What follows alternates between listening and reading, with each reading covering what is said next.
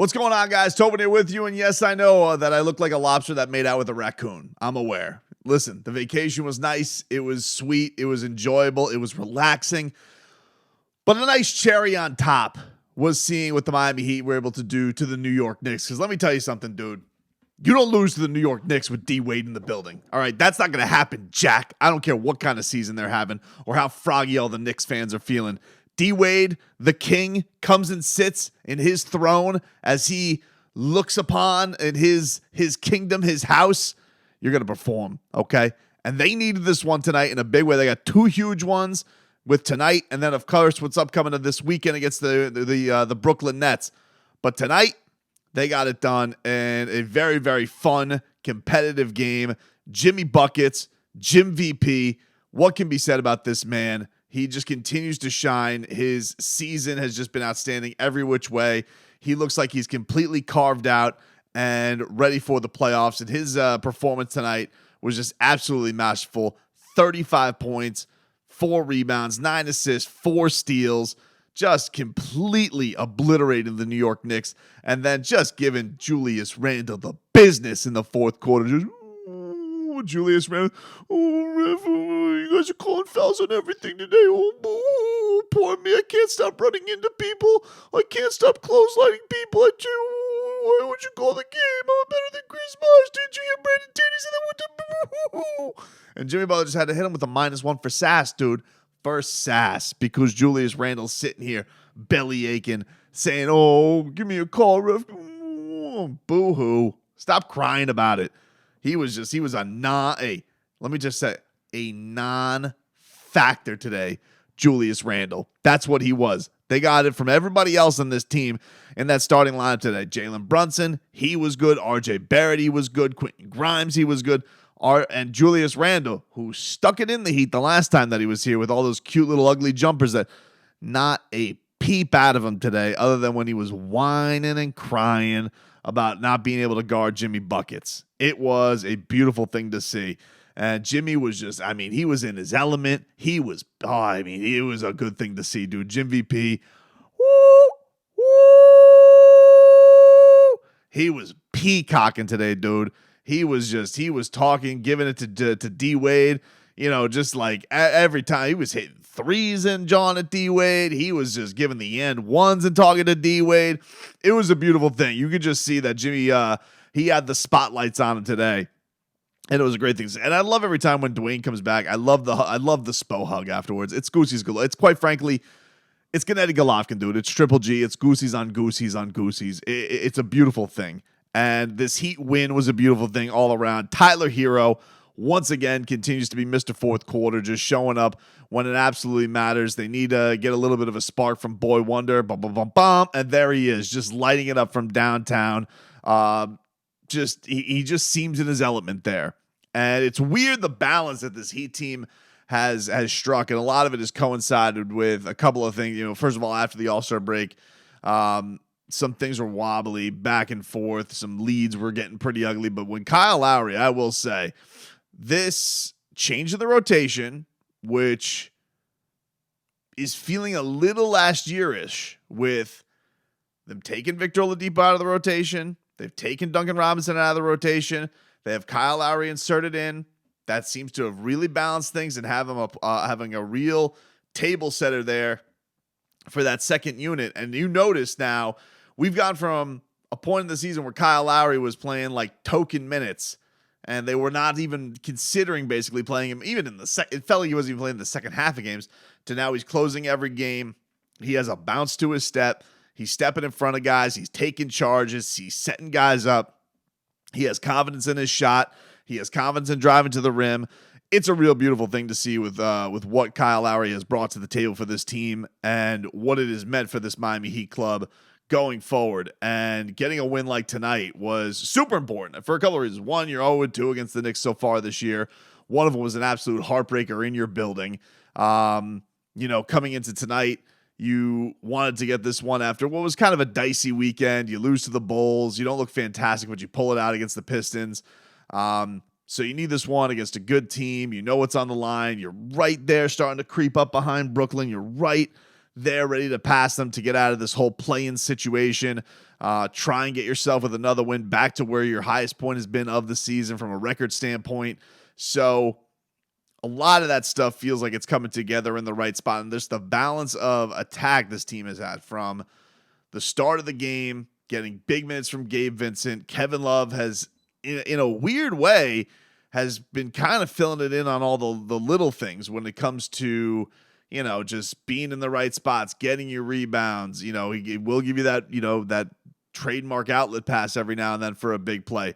Dude has been sacrificing his body left and right. I mean, Kevin Love in the past week has sacrificed balls, blood, and now brain health for all things Miami Heat basketball. I mean, he took one right in the noggin today and hit slap back Tua style right on the hardwood. So that was you got to give it up for Kevin Love. He has been physically taking a beating for this Miami Heat team between getting the stitches, taking the old shot from Desmond Bane, and now hits the canvas with his cranium to really lead to some nice things for Miami. So you got to give it up to Kevin Love. Did hit a couple of threes for Miami, 4 rebounds, 4 assists, got a steal in there. Just really kind of filling in. It's crazy to think you don't want to say it's not like PJ Tucker because it's not from a defensive intensity standpoint, but it is like a playing his ass off. It feels like he's starting to get that motor of his game back a little bit as it looked like he was kind of just playing in the mud when he first got here.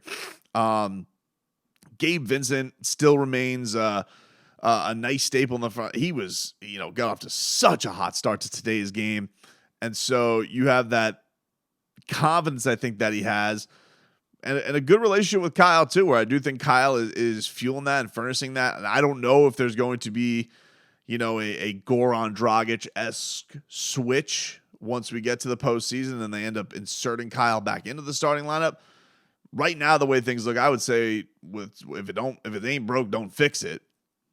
We'll see. I mean, I think it's a great way to limit Kyle's minutes. You keep him at 24 minutes.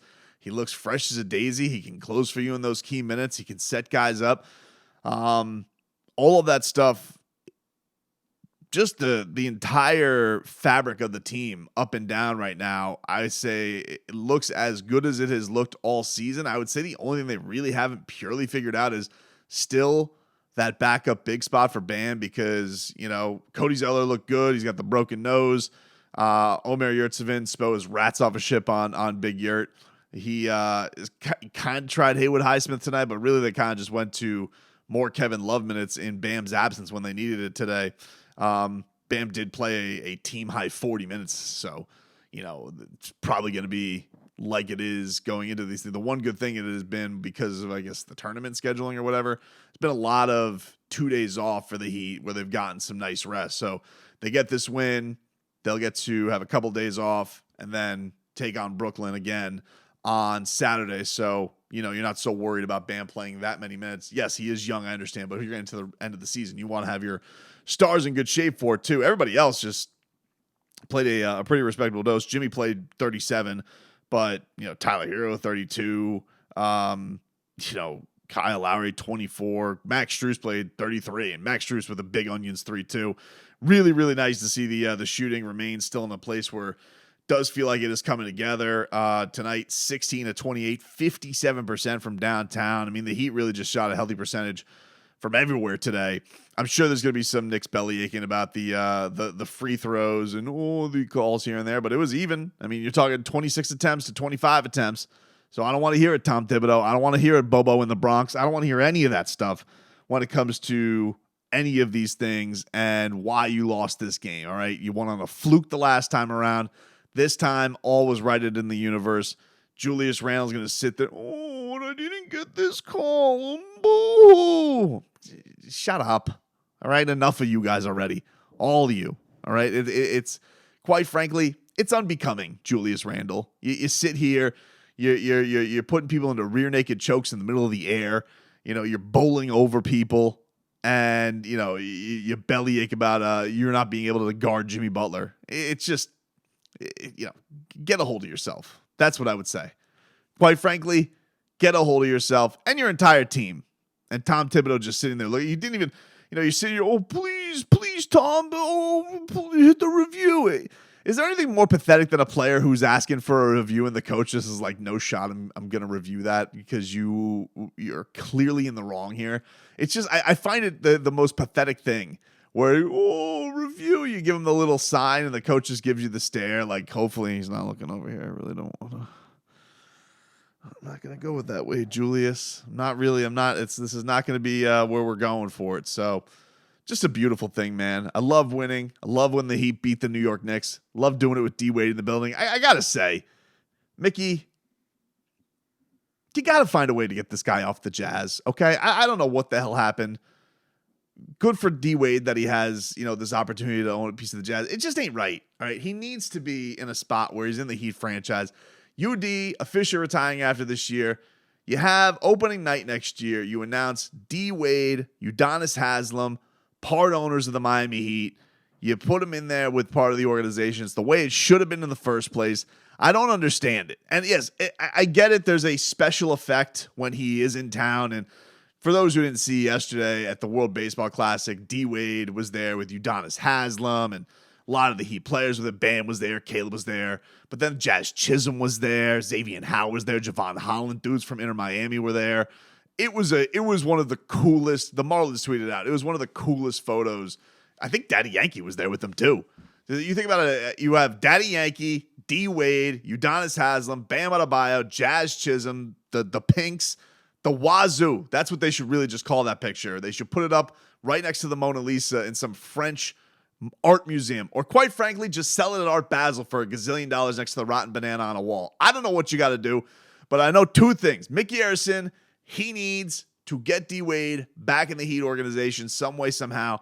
You get him the hell away from the Utah Jazz and that charlatan Danny Ainge and that curmudgeon Jason Terry, who's an assistant coach there. You get D-Wade back here, all right? He already did the whole, hat waving thing for the Jazz All-Star Week. Great. That's all over. He did a fantastic thing. He got his respect from Giannis Antetokounmpo. Beautiful thing. I hear there's great golf there. There's great golf here. You get him down here, you pair him up with Udonis Haslem, and that's the way that it is, and that's the way that it should be, okay? That's how it needs to be, just like it needs to be with the Heat beating the New York Knicks like they did tonight. A beautiful, beautiful thing. Now, if you excuse me, I got to go put cucumbers over my eyes or some kind of face cream or something so I don't look like a cross between like a red-faced panda and some red-ruffed lemur, whatever the hell's going on here. Too many daiquiris, dude.